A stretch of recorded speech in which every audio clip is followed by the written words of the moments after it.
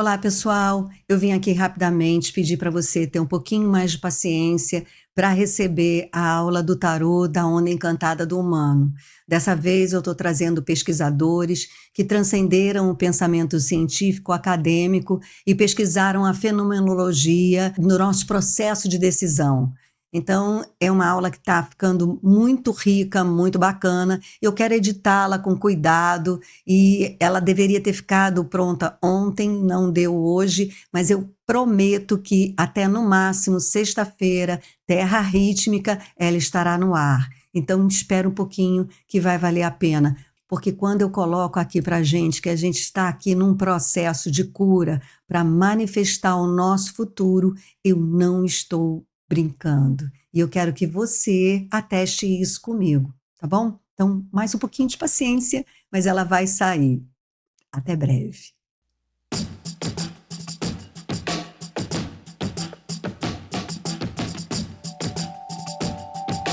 Olá, pessoal, como vão todos? Espero que todos estejam bem e vamos então hoje descobrir o poder das nossas escolhas e mudar o nosso futuro.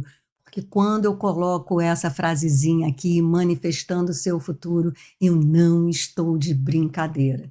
E principalmente para você que está aqui seguindo esse processo de autoconhecimento através do nosso canal do YouTube, e que eu estou muito feliz porque eu estou vendo que é possível. Eu sou psicóloga, vocês sabem, eu acredito no poder da conversa e da palavra como poder de cura.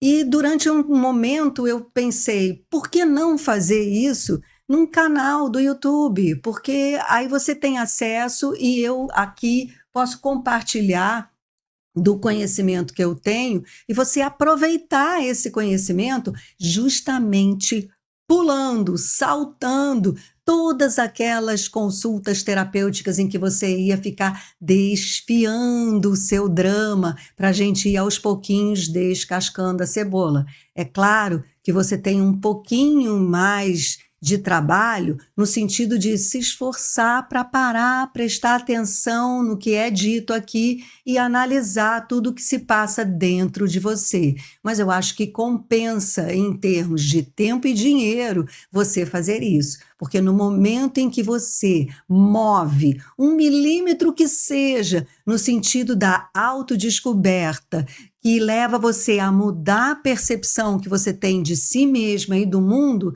pode ser que você tenha alcançado um lugar que as pessoas em anos de terapia não alcançam. E se a gente não tem um processo terapêutico presencial, principalmente presencial, em que a influência, a empatia, o link afetivo entre o profissional e o cliente acaba por interferir muito na condução terapêutica, muitas vezes a terapia se torna uma terapia de suporte. E aí tudo bem, você tem aquela pessoa que vai estar sempre ali do seu lado quando você viver os seus dramas, os seus momentos mais difíceis. Mas transformar, mudar o comportamento era o resultado que deveria ser alcançado. Inclusive, ao mudar o comportamento, deveria haver uma alta. Porque mudança de comportamento implica em mudança de personalidade. E aí a gente precisa ter alta da terapia para ir lá na vida e treinar essa nova faceta da sua personalidade que você acabou de descortinar. Então, assim, eu particularmente não acredito em processos terapêuticos que levam 10 anos com a mesma pessoa. Então, aqui pode ser uma vantagem e uma desvantagem. Eu não te ouço. Mas, por outro lado, eu aqui interpreto e descortino códigos da inteligência divina. Então, as informações que você recebe aqui são as informações que decodificam o tempo e a condição humana. E aí você usufrui. Pois bem, quando eu começo a ouvir de você que algo está se movendo dentro de você, aí, isso é uma recompensa muitíssimo valiosa para mim e para você. Então, hoje é uma aula. Hoje eu trouxe profissionais para corroborar, para trazer mais credibilidade aos conceitos esotéricos. Então, eu convidei para a nossa aula de hoje Deepak Chopra, que é um médico indiano, vários livros publicados, Bruce Lipton, que é um biólogo americano, tem inclusive, se você vai buscar informação sobre ele é descrito como um pseudocientista, porque eu trago profissionais que transcenderam a linha da razão e foram para o lado fenomenológico da pesquisa. Então, do meu ponto de vista, aqueles cientistas que transcendem a razão e passam a pesquisar a fenomenologia daquilo que eles estão investigando, não exclui a ciência. Eu quero deixar isso bem claro. Eu não estou aqui excluindo toda a pesquisa científica em nome da pesquisa fenomenológica. Não, isso é vício de uma mente cerebral que sempre vê a polaridade e não consegue unir esses polos. Os dois são importantes e qualquer peso que deixar a balança desequilibrada não é legal. Por isso que eu gosto desses profissionais, porque eles saíram da ciência, foi pesquisando cientificamente a biologia celular, no caso de Bruce Lipton, a funcionamento cardíaco e orgânico, no caso de Deepak Chopra, transcenderam. Amit Goswami, apesar de eu não ter trazido aqui para o nosso papo, é também um físico indiano que transcendeu a leitura científica, né? Então, são profissionais dessa monta que eu trouxe para a nossa aula de hoje que vão falar sobre o processo de escolha. Trouxe também Joe Dispenza, que é o meu queridinho, que é um educador e autor de vários livros, que inclusive eu pensei que ele fosse neurocientista, porque ele fez muita pesquisa com eletrodos no cérebro para medir a frequência cerebral durante a meditação que ele conduzia, e tem muito resultado, né? Que é o que a pesquisa fenomenológica precisa de resultados, porque ela não se apoia numa linha de pesquisa pré-concebida. E eu tenho muita empatia com isso, porque foi isso que eu precisei fazer quando eu criei a meditação laica educacional.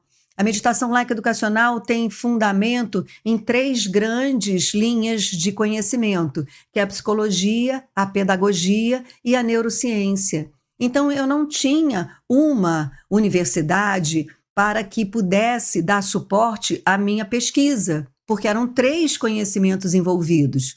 Então, eu tinha que mostrar resultados.